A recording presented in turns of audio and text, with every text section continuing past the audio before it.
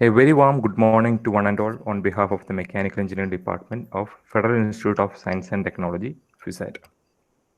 This FDP on advances in materials engineering and sustainable manufacturing has come to the fourth day of the program, and this is the seventh session in the series. I would like to thank the active participants for showing continued interest, and I hope they can make the best out of it. Today, we have Dr. Sumesh A., Assistant Professor of Mechanical Engineering Department at the School of Engineering, Amrita Vishwavidyapetham, Coimbatore, with us. And he will speak about use of machine learning algorithms for weld quality monitoring today. I'll give a short introduction about him. Dr. Sumesh A. is an assistant professor at Department of Mechanical Engineering, School of Engineering, Coimbatore campus of Amrita Vishwavidyapetham. His areas of research include optimization and systems simulation. He received his PhD at Amrita Vishwavidyapetham for his work arc signature classification using machine learning approach to identify weld defect conditions in a robotic pulsed GMAW process in the year 2019. He has several high-impact journal articles to his credit and has attended numerous conferences at the national and international level. He is also actively involved in various sponsored research projects. But above all that, we share a very strong bonding between us, the relationship between a teacher and a student. Yes, I'm more than proud to say that he is my teacher. Sir, thank you for accepting our invitation and joining us. Over to you, sir. Okay, thanks Rajesh for a nice introduction. Am I audible? I think I'm audible. Yes, sir, you're audible. Okay, Rajesh, thanks for giving a nice introduction. So the topic chosen for this study is use of machine learning algorithms for weld quality monitoring. So this is basically an interdisciplinary area where sensors and signals will comes into picture. You will have machines to where the sensors has to be deployed, and you have machine learning algorithms. So algorithms are also coming to it. So basically, this topic is basically a interdisciplinary research one. So first, we will start the history. So we can see that the terminology before machine learning, which came into picture is artificial intelligence. So it is basically in 1950s by a person called Alan Turing. He raised a question: can machines think? That is taken as the origin of this term called as artificial intelligence. So artificial intelligence is engineering of making intelligent machines and programs. Now from that you can see somewhere around 1980s the terminology originated machine learning, which is basically a subset of artificial intelligence, or I can say that that is one of the prominent tool which is there in the machine learning. So the machine learning is ability to learn without being explicitly programmed. That is called machine learning. That is, if you see the humans, we normally learn the things from our past experience. From the experience, whatever we are learning, we will make it as a code and we will fed into the machine. Instead of that, if we try to interact with the machines directly, so that will give you a easy task to it. So that is what is actually the role of machine learning in artificial intelligence. The third term, which is again a subset of machine learning, that is called deep learning. I hope you might be hearing the newer term deep learning in nowadays. So you can see there is now this about auto that is driverless cars. So this driverless cars project all will be working on this deep learning algorithms. So you can see in deep learning algorithm, normally all the algorithms which are used in the deep learning will attach to the neural networks. So you can see there are 4 terminologies which will be coming put together. You will have artificial intelligence, you will have machine learning, deep learning, and data science. These 4 are the words which is ruling this particular era. And their connections are also shown over there. So machine learning, it is a subset of artificial intelligence. And deep learning is again a subset of machine learning. And you can see that this all the things will falls under to the data science. So in data science, in addition to this machine learning, we will have algebraic is there, differential calculus is there, integrals are there, and statistics are also there. So these all things will be there in the data science. So we will have artificial intelligence to make machines intelligent, and the learning process which will be done with the help of machine learning, and again the modification is deep learning. I will not touch to the part of deep learning. We will see what is possible in the case of machine learning that is generally applicable to the mechanical engineering discipline. We see the role of machine learning in manufacturing. The primary and most important role of machine learning in manufacturing is cost reduction through predictive maintenance. What is this predictive maintenance is? That is when we are learning or when we are taking the properties of a system or a machine, we will be able to know which all parts are there, what is the life of each and every part in a machine. So it has got its own behavior when it is a new product, or when the depreciation or wear and tear is happening, its life is going to reduce. So if you are continuously monitoring these parts in a machine, you can able to say that the life of that particular part is going to out. You need a replacement immediately. So that is one of the important aspect of the machine learning, that is cost reduction through predictive maintenance. The next one is predicting remaining useful life.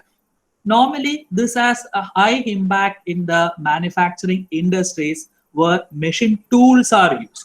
That is, normally we will say if it is a single point tool or a multi-point cutting tool, we will say that the life, if the flank wear has reached a particular value, or if the crater wear has reached a particular value, the life is over. So what you have to do is that after machining a certain period, you have to measure what is the wear has been reached. Instead of that, you can attach certain sensors to the machine. So when the machining is taking place, the vibrations will be generated, or you can see the acoustics will be generated. So from this vibrations or from this acoustics, what happens is that when the tool is in a good condition, the vibration, the transients or the behavior will be different. When it's a useful, when the life period is going to deteriorate, what happens is that more wear and tear, the pattern is going to change. The pattern of the parameters, whatever you are studying, is going to change. So when you are doing like that, without removing the machine from its spindle, you will be able to say that this much time is balanced for this particular tool. So you will be able to calculate that also, and that will be also an added advantage. Then machine learning improves supply chain management, improved quality control, improved human robot, and consumer focused manufacturing are also possible. So consumer focused manufacturing, you all will be experiencing that when we try to purchase from the online platforms like Amazon or Flipkart, if you search a product continuously in these sites, what they will do is that there is a backend algorithm will be there that will collect the data, that will inform that corresponding persons also that a search is going like this from a particular person. So whenever you are trying to shift from one page from the Internet Explorer to the other where advertisement is there, automatically these products will get advertised over there. So if you think that whatever you are searching in a backend, a machine learning algorithm is working and it is collecting the data and analyzing. So bottom I have shown you the industrial revolutions from 1 to 4.0. The changes happen. So presently we are on industry revolution 4.0. So the smart factory, autonomous system, IoT and machine learning. So if a machine has to be learned, definitely the machine learning is required. And how the protocols you are connecting based on that the smart factory or autonomous system or IoT is going to function. So in a nutshell, in a figure, I have shown you all the applications of machine learning in manufacturing. So we will see the classification of machine learning process. So there are basically 4 approaches are there in the machine learning process. One is called supervised learning. The next is called unsupervised learning. The third is called semi-supervised learning. And the fourth is called reinforcement learning. So supervised learning. So I'll just give you an example so you can understand it clearly. That is, normally we have seen body mass index machines is located at various places, BMI machines. So in this body mass index calculation machines, 2 of your informations will be collected. One is your height and next is your weight. So there are 2 factors are there, or we call it as features. There are 2 features. One is called as the height and next is called as the weight. So when you give this height and weight recorded, okay, you will get the output, or you will get, it will be labeled as whether you belongs to a fit category or whether you belongs to a obesity. So behind that, there is an algorithm will be there. It will calculate it and it will have a set value that if your BMI is between this range to this range, you are fit. If it is between this to this, there is a transition. If it is above particular value, you are obese. So you can see that in a supervised learning, for a machine learning to perform, you require a feature and feature has a label. That is, if for a particular height of this and a particular weight of this, you are fit. So that fit category, that last one, so that is called as the label, and the rest they are called as the features. The next one, that is called unsupervised learning. So as is given over the unsupervised learning, target variable is not available. That is, labeled data is not available in the case of unsupervised learning. So how they are doing? I'll just give you an example. We will take, we will see about the cricket. We will see about the cricket players. We will take some 10 or 20 cricket players who are playing in and around the globe. So what happens is that you can just write down how many runs they have scored and how many wickets they have taken. Now what happens is that I am going to make a plot. So in that plot, what I will do is that one axis I will mark it as number of runs scored, and other axis I will mark it as number of wicket taken. What you can see over there is that when you try to plug in the informations about the runs and wicket takers, you can see that there will be certain people who have scored higher number of runs but no wickets, and you can see there are people who have scored no runs but taken larger wickets. So automatically the data is clustering the certain people as batsmen and certain people as wicket takers. So you don't have any label data, but the system is automatically labeling it. So that is normally called clustering. So that is one we will be doing in the unsupervised learning. Then the third category, that is semi-supervised learning. It basically falls between your supervised learning and unsupervised learning. That is, in the semi-supervised learning, you will have a small amount of labeled data, but larger amount of unsupervised data are available. Why it is like that? So it is because that data will cost more. Okay, if you have a labeled data, the cost is or the price is more. So if you are not able to afford it, you have to go for data which has labeled and majority data which is unlabeled. So unlabeled data you can get it with a cheap price. So when you try to merge it together and try to learn a system, that is called semi supervised learning. And the fourth category, you can see reinforcement learning. So reinforcement learning normally will have a feedback loop. You have sent an image, say if you can say it is a photo of a dog, and the system misclassified it as cat. So there is a feedback loop is attaching. You are telling the system that system classified it wrongly. It is not a cat, it is a dog. So that feedback is taken to the system, and the system will recorrect it on the next time when you are sending an image, when you are sending a new image. So that is called reinforcement learning, where we can see target variable not available for control conditions. And you can see some of the applications were semi-supervised learning, unsupervised learning, and supervised learning. They all have been marked in the bottom for your information. As a nutshell of machine learning algorithms, you can see these all types of algorithms are available in machine learning. Each and every algorithm, okay, itself is a great research opportunity. So the symbol and symbol algorithm, that is the Bayesian algorithm.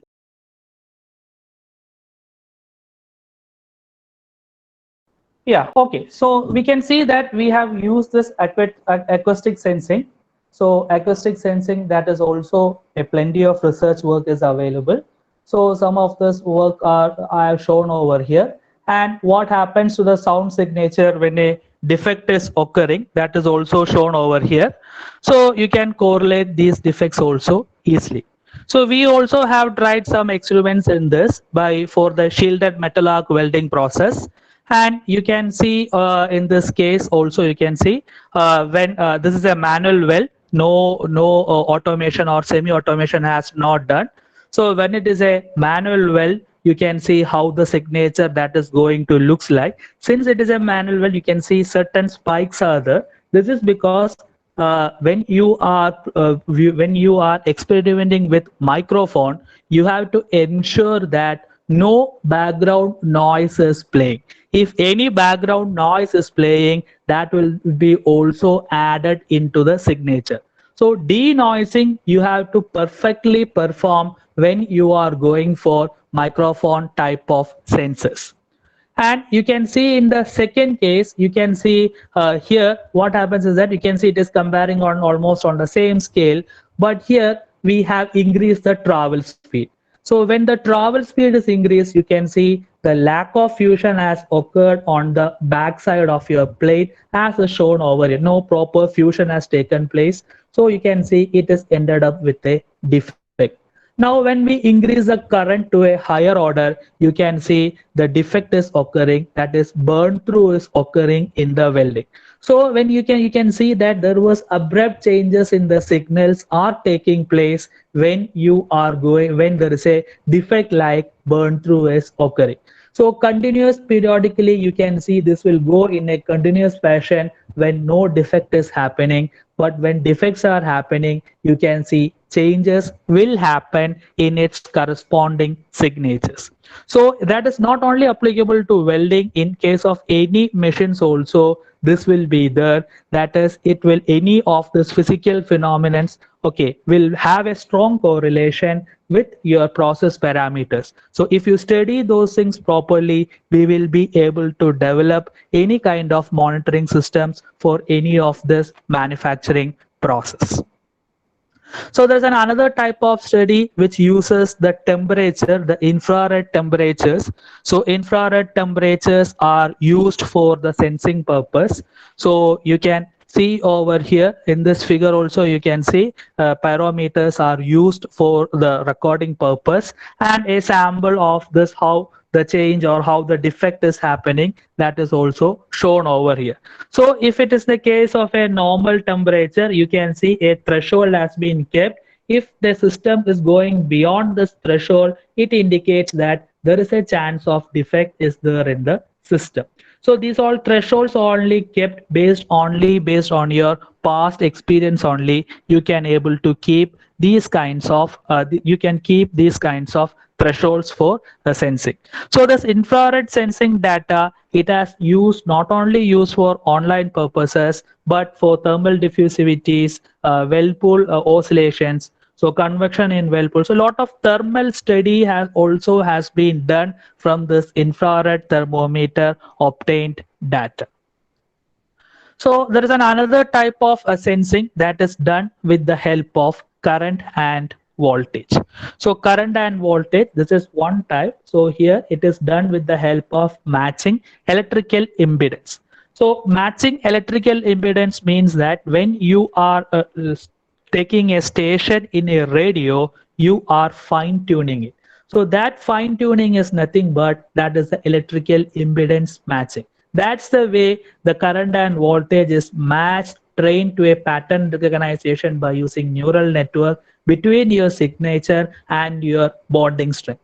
So when it is trained, if you want a particular bonding strength, what kind of a current and voltage is required, you can able to predict, or you can able to say that if I want a particular current and voltage, what will be my output bonding strength, that also can be calculated. This is what I told you, one type of one type of predictive maintenance that is applicable in the case of welding.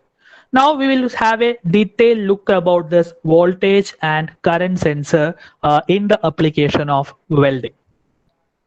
So you can see over here, this is a typical GMAW gas metal arc welding experimental setup with current and voltage sensors. So this is a typical setup which is available in robotic welding setup, which is available in Welding Research Institute, BHEL, Trichy. You can see the normal current sensor which is used here is a Hall effect current sensor. On the line or in between the line, you can able to tap the current supply in the case of welding operation.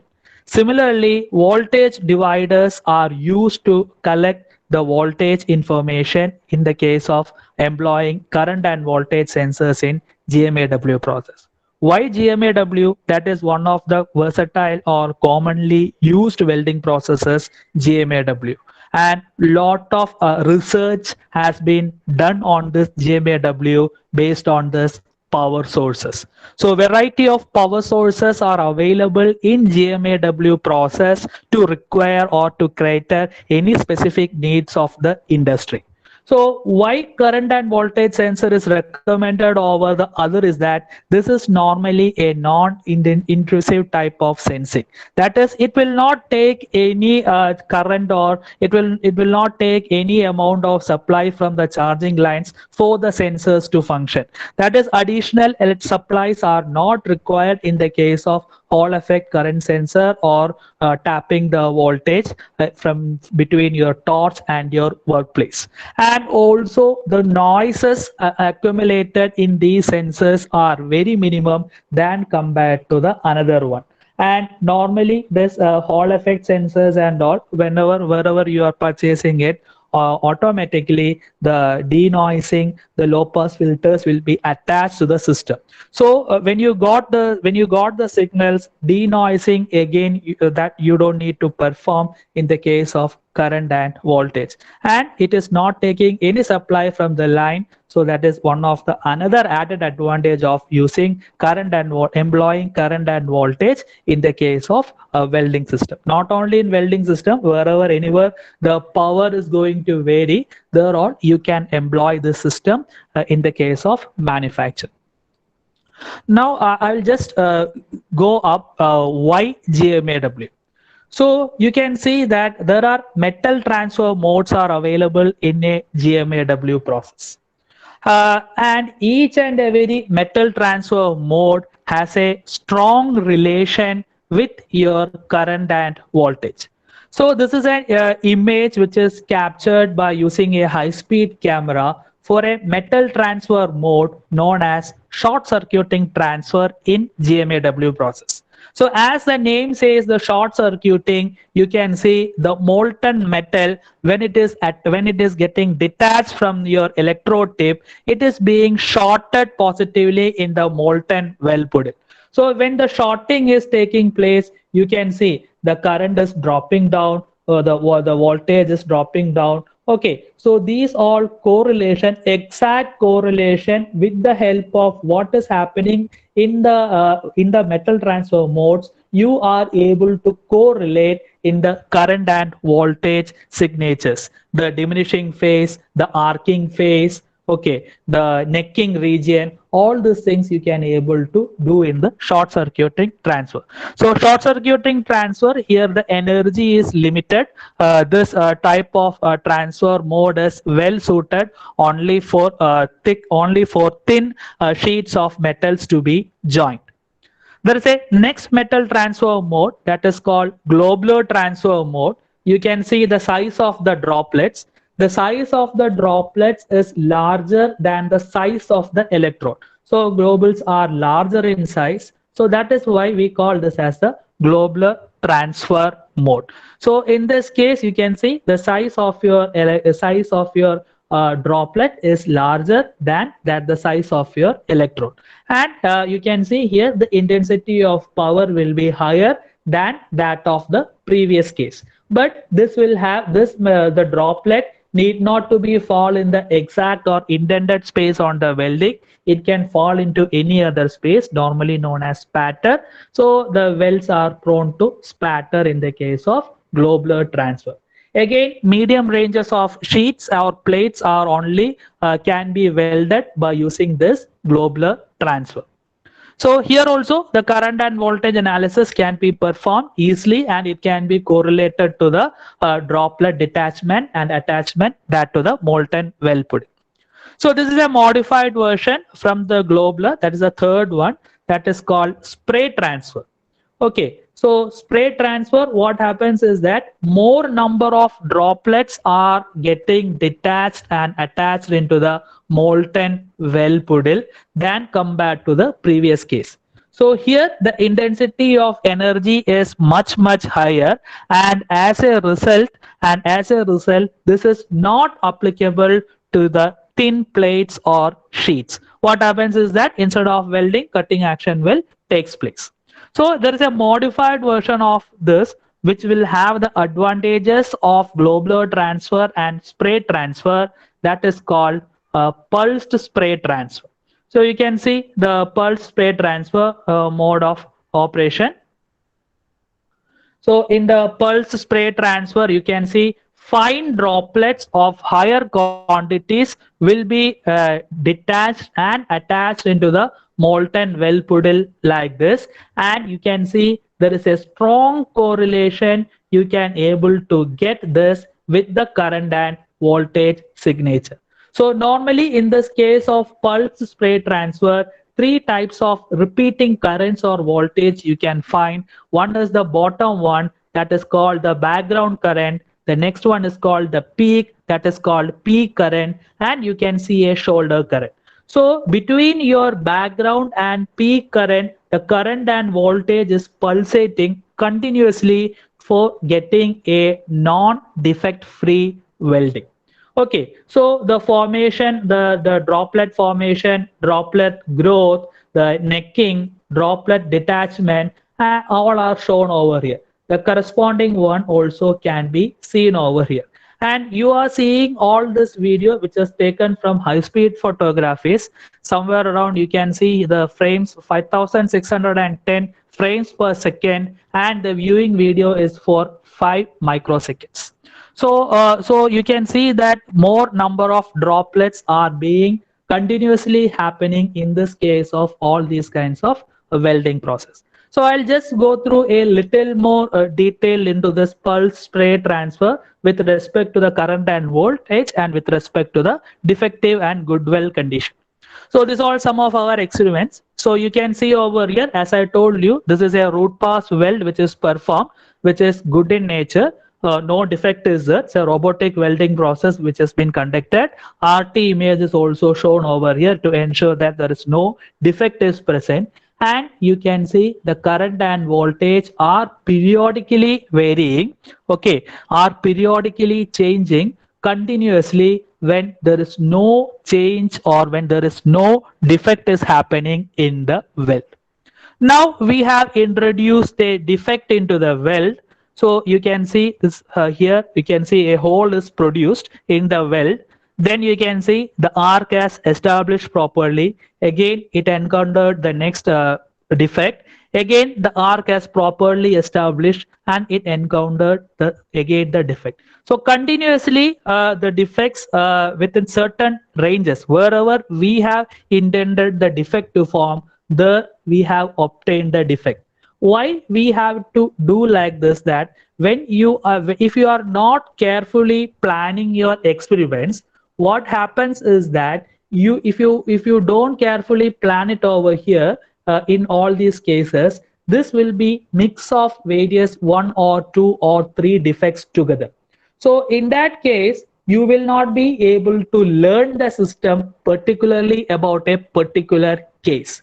That is when we this experiments we have obtained after a certain number of trials and certain methodologies. After changing only this continuous signals we are able to obtain. You can see over here.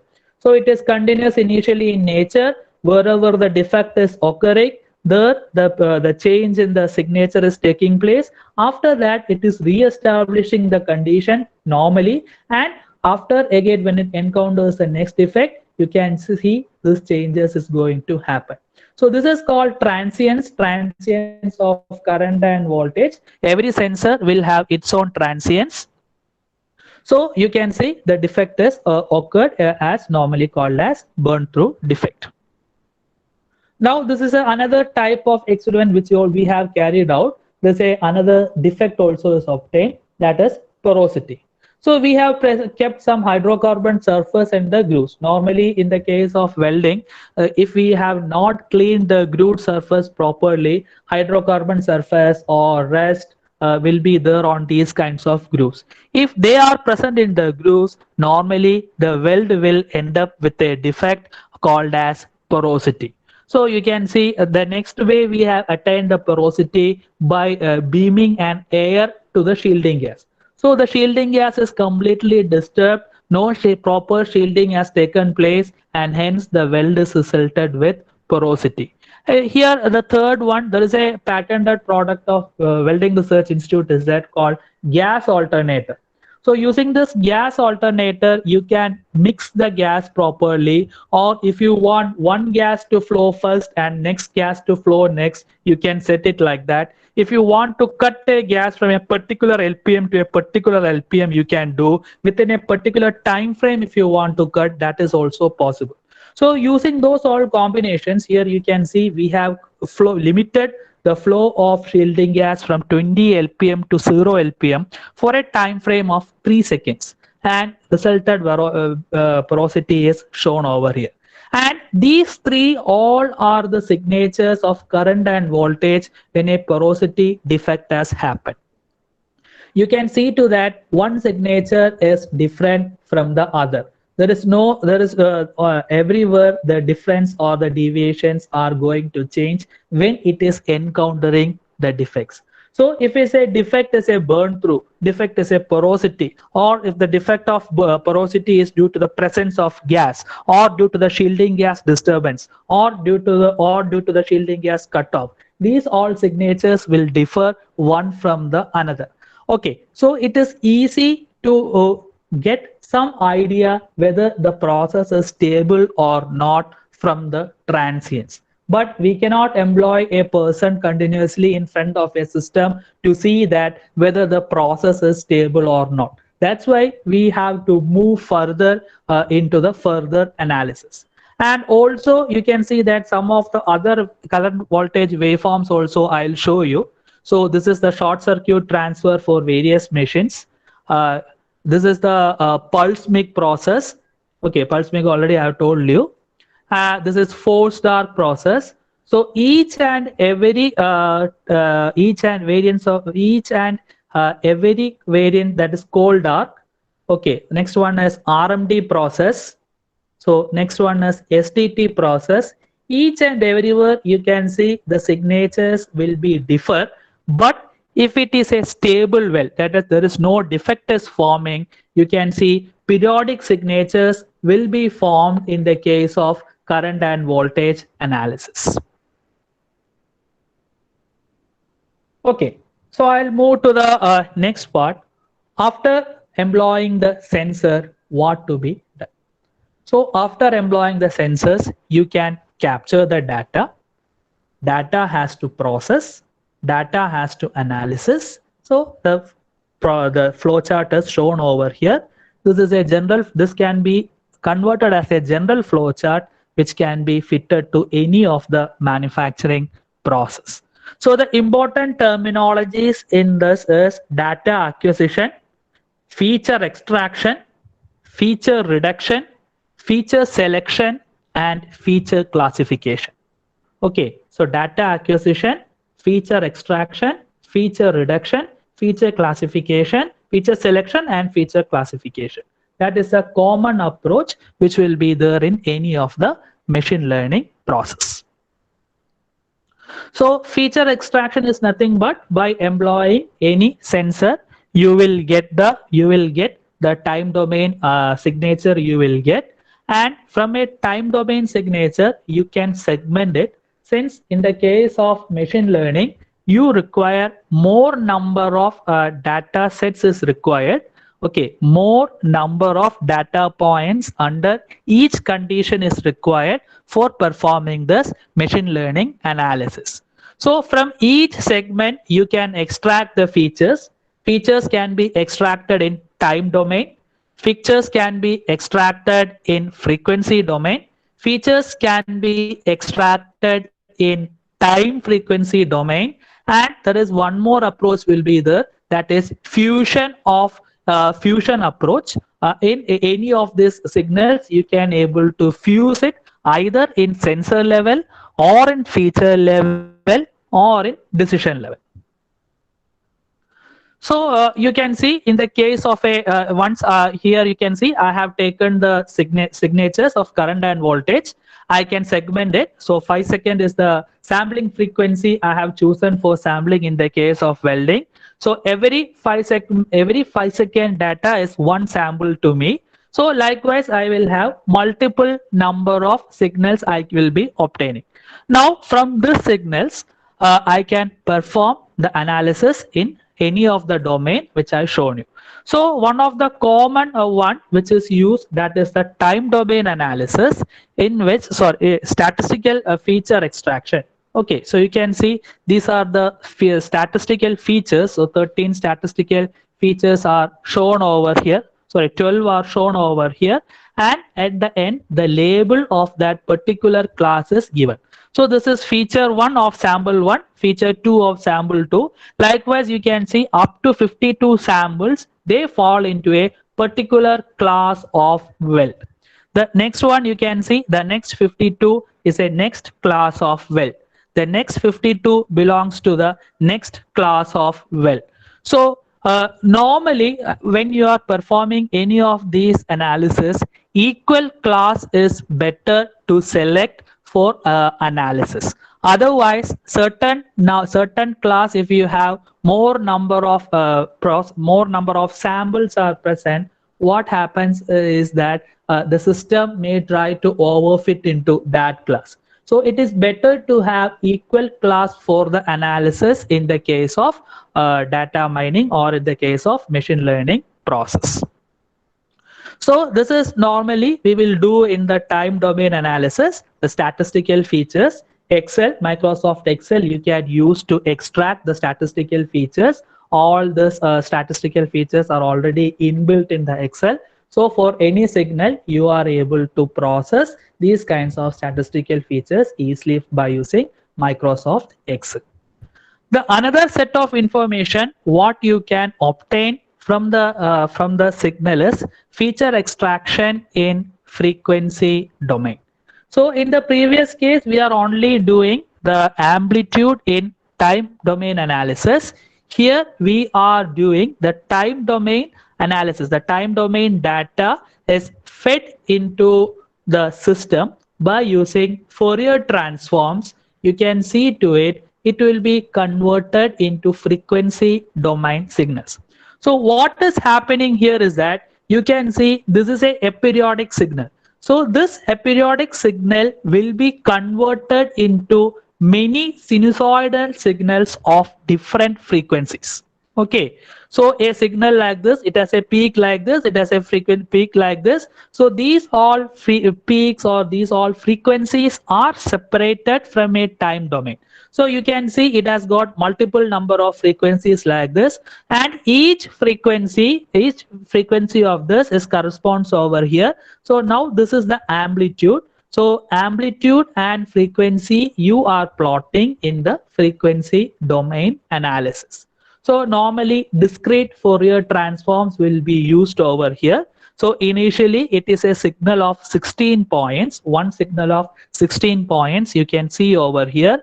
That will be converted finally into 16 signals of 1 point like this, and you can perform the analysis. So again, same way, the same sample 1, you will have a frequency component, you can extract it. Sample 2, you will have a frequency component. Likewise, for all the samples, you can do this discrete Fourier transforms to convert that into the frequency domain analysis.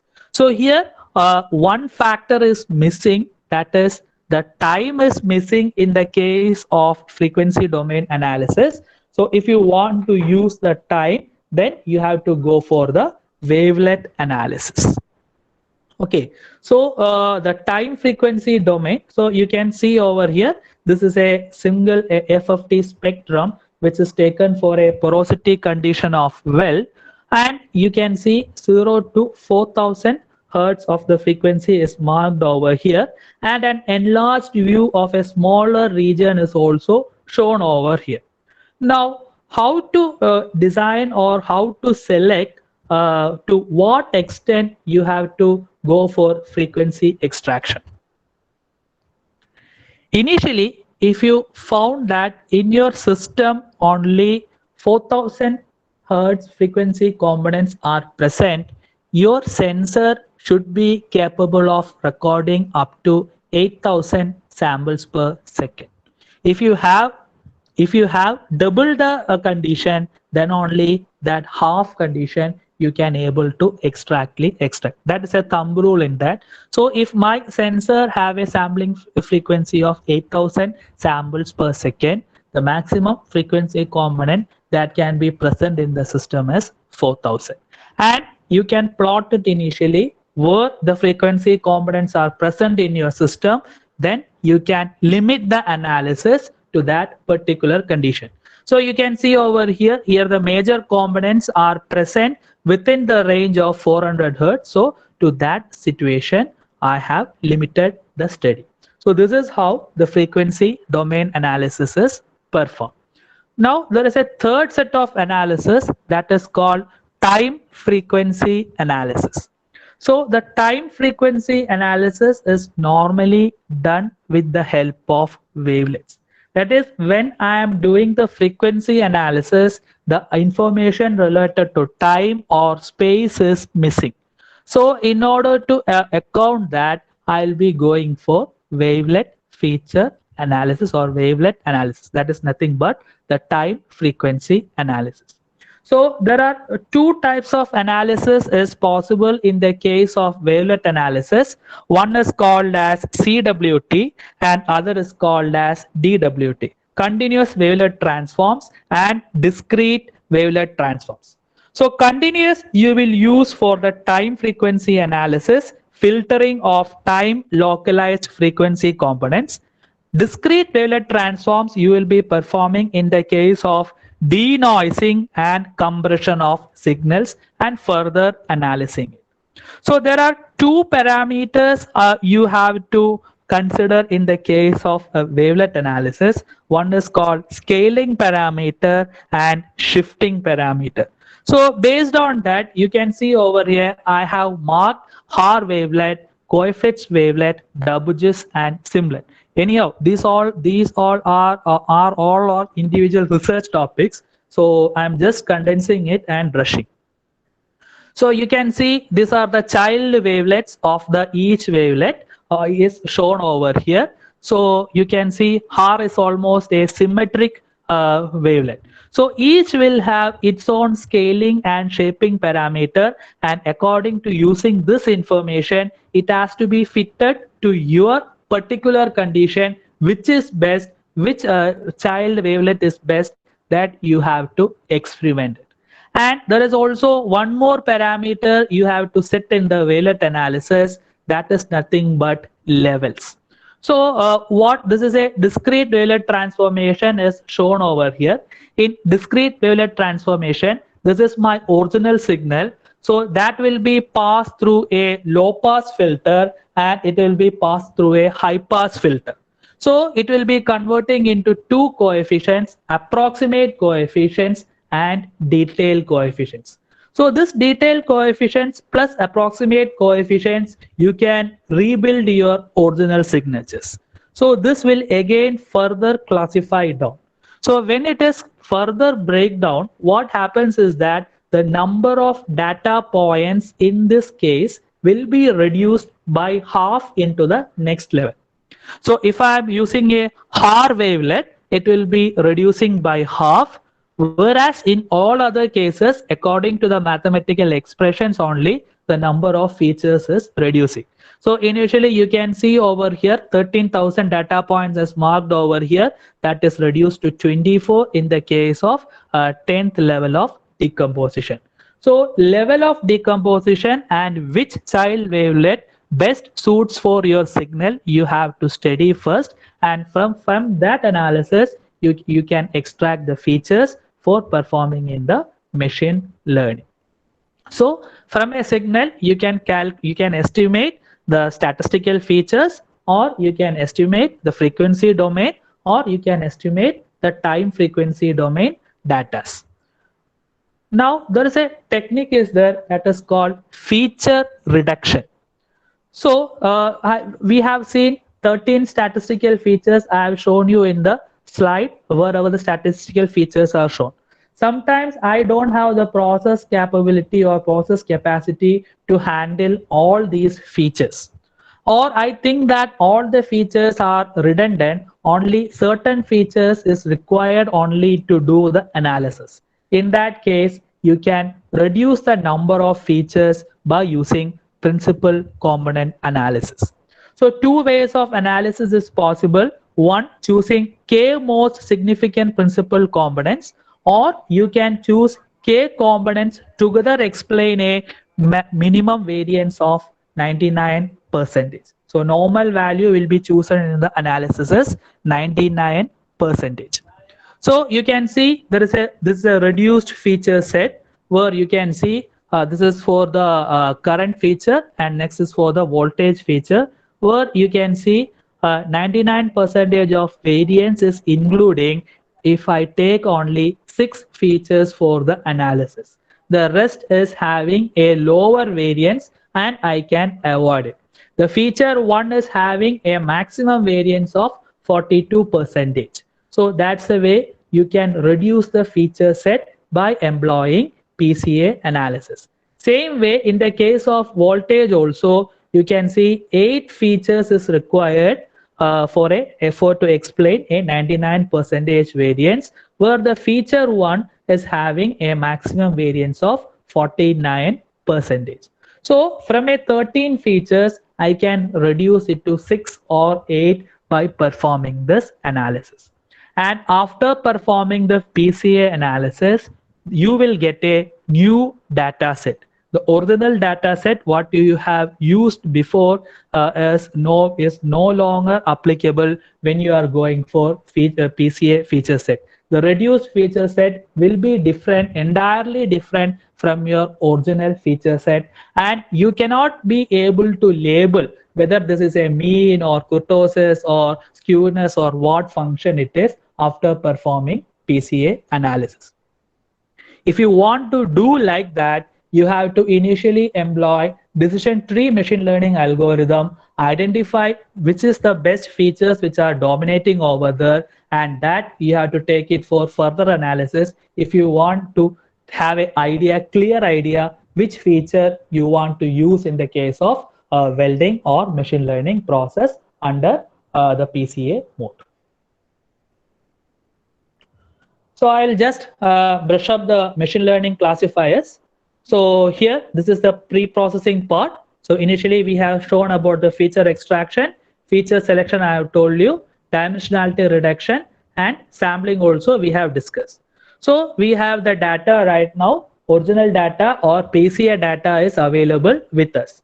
So this data has to be fed into the machine learning environment. So this data will be converted into two sets. One is known as training data set and next is known as testing data set. So 80-20 is the normal ratio which you will account for this purpose. 80% of data for training and 20% of testing. Normally, system will select its own data for the condition. It is not advisable that you split the data as training or testing. Instead of that, give that option to the system itself, normally knowing the operation called cross validation. So cross validation is an operation which is available in machine learning algorithms to check or to randomly pick the training or testing data. So in cross validation, normally k-fold cross validation will be preferred, and the value of the k mostly will be fitted as 5 or 10. So what happens is that if it is a 10-fold cross validation, if I have 150 samples are there, what it will do is that every 10 sample it will take as 1 fold. Likewise, I will have more number of folds, and in that fold, in that one particular fold, 80% of the data in that fold will be used for training the algorithm and 20 will be for testing the algorithm. And finally, you will get a tested result as your output. As you can see, you will feeding into the algorithm, you will get a final model for evaluation. So final model, you can calculate the performance of that algorithm, and the new data you can able to fed into the system, and you can test it what actually or what accurate your algorithm is good enough. So I told you, I have just given you an idea what the CART algorithm is. So these all are some options or settings which you can fit in the MATLAB CART algorithms. So this is how a sample decision tree looks like when you perform a decision tree analysis. Now you can see over here, when I'm doing an analysis, it is seen that the important features are only median, range, and mean. Rest all features have no perfect information, is not obtained when I am performing the decision tree analysis. The top one, we call it as root node, and the branching nodes, we call it as the leaf nodes. Okay, and this diagram can be also stepped down by, or you can see the conditional analysis is done with the help of if then else statement. So this if then else statement, whatever you are obtaining here, you can burn directly into the chip for further analysis. Only in decision tree only you can able to get an information which all features are taken for further analysis, or this if then else condition is only possible to obtain in the case of decision tree. Where all other algorithms you will get only workspace, that workspace can be imported to the further algorithms or further chip for making an online monitoring systems. So here you can able to get the features. So certain researchers, what they will do is that they will initially perform this decision tree algorithm. They will see which features are useful. That feature they will take it out and will be used for further analysis. That's the way also papers and research is also being done. That is, you can see decision tree selected features, it is implemented on other algorithms like discriminant analysis, SVM, etc. So another algorithm that you can see in the MATLAB, that is discriminant analysis. So two types of discriminant analysis you can perform. One is called linear discriminant analysis, LDA, and next is called quadratic discriminant analysis. So you can see this is basically a 3-class problem. One is marked with blue triangles. Next is with next is with black dots, and another one is with red. So LDA, what it will do is that using linear lines, using 2 linear lines, it will try to separate your features into 3 classes.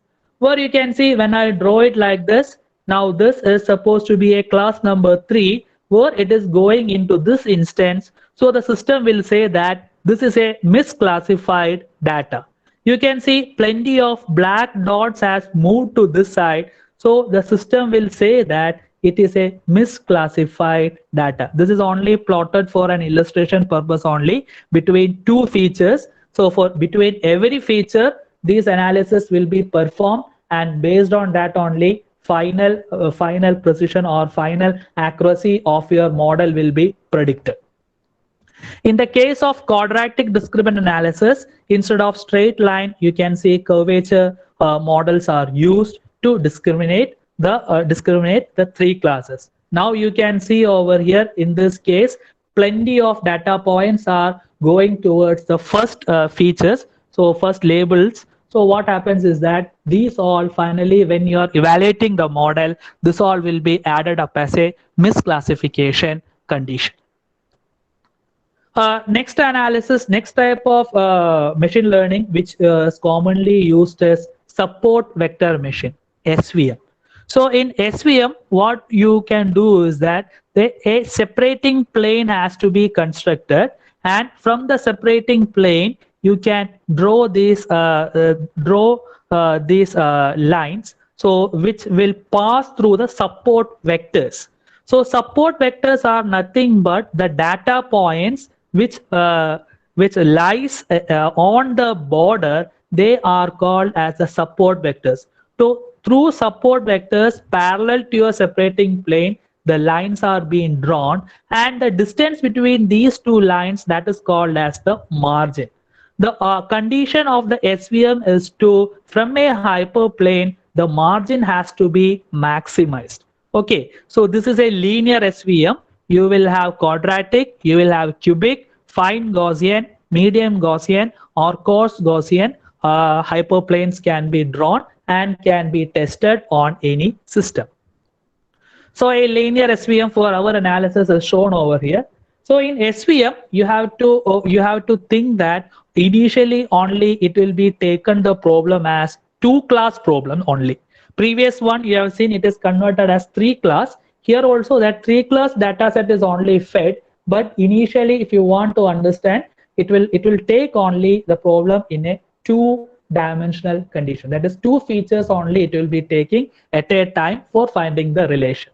So you can see these are the separating planes, and you can see the corresponding, these are the supporting vectors through which it has been drawn. So this is the margin. The condition in the linear SVM or the other SVMs is to maximize this margin. So there is another algorithm is also there called K nearest neighbor. So what is that? I have a point over here. So to which one I can able to draw with a minimum distance, minimum Euclidean distance. So that is what will be done in the case of K nearest neighbor algorithm. So you can see you have fine KNN, median KNN. So based on the distance, the KNNs are also further classified. So you can see this into mark are the covariate data points in the 3 features. Okay, and to that covariate one, which are my nearest neighbors. So that is shown as a circle over the red dot here. Green, it is gone inside. blue you can see over here. So which is the nearest neighbor to my coreed point is shown over here. So that's a way to find the minimum Euclidean distance between your data sets and fitting a model is done in the case of a K nearest algorithm. Next one, that is the technique called ensembling technique. So normally if you have any variance or bias in your system, in your data points, if you want to minimize it, you can go for ensembling technique. So you can see over here, I have a data set. That data set is subdivided into random subsets by the system. And from each subset, I have plotted the various decision tree. From each tree, I will get a results. All the results are aggregated together. You will get a result normally with the help of an algorithm called bagging tree algorithm. So bagging tree algorithms are normally used to decrease the variance of your predicted models. And if there is a bias in your data sets, that can be decreased with the help of boosting. So bootstrap aggregations or AdaBoost are normally performed to decrease the bias in this feature sets. And you can improve the predictions with the help of stackings also, that I have not seen to that extent. So bagging and boosting I have seen. So there is these all bagging and boosting I have seen commonly in MATLAB. There is, I told you, open source software Weka. There also an ensembling technique is available that is called random forest algorithm. So random forest algorithm, what it will do is that a tree inside a tree is called as random forest. So that is also an algorithm. It's also an ensembling technique which is used to reduce the variance or bias in the system. This already I told you, fusion. Also, you before feeding into the machine learning, the features can be fused either at sensor level or at feature level or at decision level. So sensor level fusion in the case of welding means I have a current signal and I have a voltage signal. So instantaneous current is available with me, as well as instantaneous voltage is also available with me. So instantaneous current multiplied by instantaneous voltage, I'll get power spectrum. So that power one is a sensor level fuse signature of current and voltage. Whereas in the case of feature level fusion, I have 13 features for current and 13 features for voltage in statistical condition. So that 13 plus 13, 26 feature set, if I am taking it as one for a labeled data and performing an analysis, that is called feature level fusion. Decision level, at the decision you are fusing together, that is decision level fusion. I didn't work on that decision level fusion at all, so I cannot give you any further explanation on that part. First two I have worked, so this is how the sensor level and feature level fusions are being performed. So finally, when you do all this analysis at the end of machine learning, you will get a matrix like this, normally known as confusion matrix. Okay, so this matrix, whatever is shown over here, this is called confusion matrix. So confusion matrix will able to find the performance measures of classification algorithm. The important performance measure in a classification algorithm is the first one, classification efficiency or accuracy. So how you will calculate from is that here you can see this is BT and BT, this is GW and GW, this is PT and PT. So here it is burn through as burn through, good weld as good weld, and porosity as porosity. So the diagonal elements in a confusion matrix always represents the correctly classified instances. That is, in my case, I have 52 features are there in each class, out of which you can see 40 burn through signal is only classified as burn through, rest 11 is misclassified as good weld, and rest 1 is misclassified as porosity. Same way, in the case of good weld, 51 Goodwell samples are classified as Goodwell, but one is misclassified as burn through. Here in the case of porosity, no misclassification happens. Every signals of porosity classified correctly as porosity itself. So if I add this diagonal elements divided by the total number of feature sets available, I will get the classification efficiency. So classification efficiency 100% is accurate. Okay, so very rarely only you will be able to get the 100%. So 95 to 99 normally you can get, that can be taken as the best classification efficiency. So you will get a final model in your workspace. That model can be imported to the chip or to the other NI instrument based algorithms. You can enter the new features, you can enter over there and see how the system classifies it. So this is how normally the machine learning algorithm. So just as a natural of the machine learning approach, I have just given you a glimpse into it. So this is how the things will be working, and this is how the final performance measure you will be obtaining. And the major calculation is classification efficiency. So ROC calculation or specificity or precision also you can perform to support your classification efficiency or accuracy measurements in the case of welding process. So scope for future work. So that is a simple slide which I have written over here. So everywhere only now that applications of machine learning to that level only everywhere we have been worked or developed so far. The real on-time monitoring systems are not available in the market also. So a plenty of scope is available in that case also.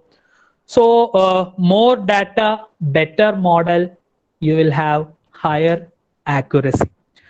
In welding also, if I want to suggest a system like that, it is available. It is available. There's a system called Analysator Hannover. It is from Hannover University, Germany, by a professor known as Reifelt. So Reifelt has more than 50-60 years of experience in developing this Analysator Hannover, and that is used in quite number of industries, automobile manufacturing industries abroad. And to conclude, so this is our team, so headed by Professors Ramachandran sir and Ramesh Kumar sir. So we have Sai Murugan sir, Kishore sir, and myself will be working on these all areas. Our group is called as Integrated Machine Health Monitoring Group. So we have monitored the machine health parameters using acoustic emission, vibration, sound, current, and voltage. So here we have shown you a accelerometer mounted on a gearbox. This is fitted to the gearbox of a Hyundai vehicle, where while the car is running, we are able to predict the condition of the fault inside the gearbox, whether the gearbox is having any fault, fault is there on the gear, or whether there is any fault is there on the bearing. So these all conditions we are able to predict online. So this is one of the latest work which we have completed. We have already finished nearly 1 crore worth of sponsored projects for ISRO and DRDO, etc. In the area of fault simulation in rotating machines like shaft, like bearing. We also did quite a number of works in the case of high-speed machining in the titanium alloys, predicting the tool conditions, predicting the chatters, etc. for the case of high-speed machining of titanium alloys funded by DRDO, and gearbox analysis also further funded by DRDO for analysis in that aspects. Almost 100 Scopus Index journals we have in this area by our team, and almost 10 doctoral students have been so far completed PhD in these areas also. So I just given a glimpse of this use of machine learning algorithms in general manufacturing, and a little emphasis I have given to the manufacturing part. Since I am from talking this from my home, so I'm sorry that somewhere here or there the sound has been cut or not. From the March 20th, I came from Coimbatore from my institute. After that, I have not gone back to the college. So I'm just taking this from my home. So sorry that here and there the voice has been interrupted. Now it is open for queries or open discussions. Thank you very much, sir. The session was not only informative, it opened a new window to many of us. That is, the newer applications of machine learning are being exploited by researchers all over the world, and machine learning in welding is one of it for sure. I hope this class will invoke newer ideas in our participants to start researching on it and produce fruitful outputs. We will move on to the question and answer session, sir. Yes, sir. Anish Kumar P is asking, sir, in pre-processing of data, is it necessary to check that training data are unbalanced? No, put together you need to have equal in all the classes. You don't need to. The question. Yeah. Okay. So you need not to have it in training. You don't need to separate it as training or testing. In all classes, it should be better to have equal in nature. Okay, that is, it can be minimum of 50 data points, minimum of 50 samples is required in each class. It is a minimum condition.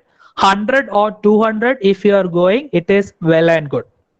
And if you are not going like that, when we did the wavelet analysis, we had initially 40,000 features at level 0 of any wavelet, and I have only 152 samples together. So basically, when we are moving from statistical analysis to frequency, we will be seeing some improvements in the result. The same improvement we will be expecting in the case of time frequency analysis also, if there is an improvement in the frequency analysis. But that doesn't happen in my research because I have only 152 samples and features are more. So if you have more number of data sets, then only go for more number of feature sets. Better to have equal in all class, no separation between your testing and training data. I hope it is clear.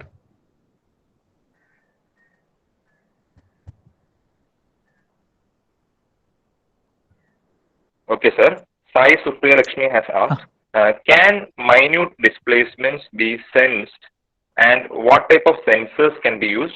Can the same sensors sense at nano level also? Shall I repeat the question? Can minute displacements be sensed, and what type of sensors can be used? Can the same sensor sense at nano level also? In that case, from my experience, what I can say that PSETI sensor can be tried out. Okay, so when a atomic breaking is happening inside a material, that is when a crack, or when we say that half plane dislocations all are happening in metallurgy, so that is able to sense with the help of a PSETI acoustic sensor. So I think you can try in that aspect. I have seen this PSETI sensor, they are using it on fuel cell blasting in VSC. So that when a composite fiber is getting fractured over there, so the sensor is giving its input. So in that case, one more thing which I want to tell you is that one sensor may not be sufficient enough. You have to locate the sensors in various points to get a continuously monitored information. Okay, sir. Sir. Yes, Harish, go on. Sir, is there any simulation setups available for plasma arc welding, sir, apart from quality control? I think in Welding Research Institute it is available, not in our institute. Not okay.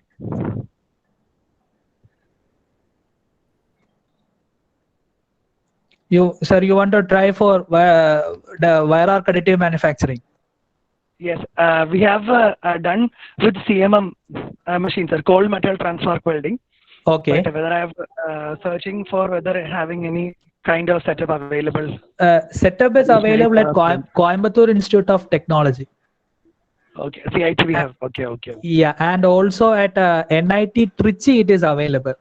I have the contact person's details as NIT Trichy is available with me. I can share with you, sir. It's not an issue. Okay. No, sir. Sir, and one more thing is there for in arc welding technologies, sir, can we exactly measure the heat transfer rate? That means temperature distribution over the weldment via simulation process, because it is difficult via during experimental setup, right? Sir, that is, I think it is possible with the help of COMSOL software. COMSOL modeling. Yes. Okay. Sir, and one more question, sir. Apart from the defect analysis, can we do characterization in the sense, and not only exact characterization what we're doing after the welding process, but can we do different kind of testers, weld quality testers in simulations? In simulation of. Yeah. I didn't. Sir, after doing experimentation with different welding process, we do for characterization technique, right? So, can we do such kind of techniques via simulations? Simulation, I am not sure.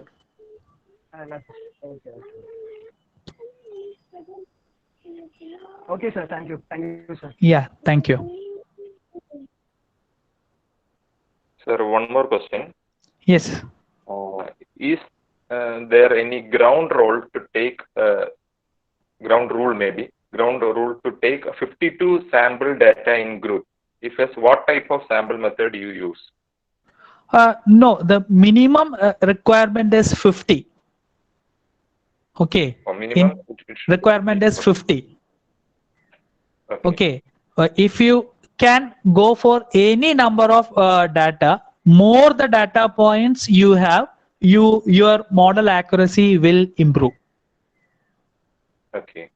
Okay. So this was done as an initial trial, so we limited with 52, since I have only 52 in one particular class. Okay, porosity, well, I had only 52 samples, correct porosity. So that's why I limited the entire study for 52 in each class. Okay. I think, sir, there are no more queries left. Okay. Thank you for accepting your invitation and joining us today, sir. Yeah. It has been a pleasure hosting you, sir. Okay. Thank you. So how was the call after this? When I connected back to the phone, was it went well, or again it is breaking? No, sir, it went fine after connecting through audio through phone. Okay, right. Okay. It was disturbing in just 2 to 3 slides, sir. Okay. It was fine. Right. So I think I have seen only this option in this Google Meet. Connect an audio through phone. Okay, sir. Okay. Then it went fine. Yeah. Okay. Thank you. Thank you, sir. Okay, sir. Thank you, sir, for the very informative session. Oh, thank you. Participants, we will start our next session at 2:30 p.m. We have Dr. Babak Anasori, Assistant Professor, Purdue School of Engineering and Technology, Indiana University, Purdue University, Indianapolis. Kindly rejoin us at 2:20 p.m. Thank you.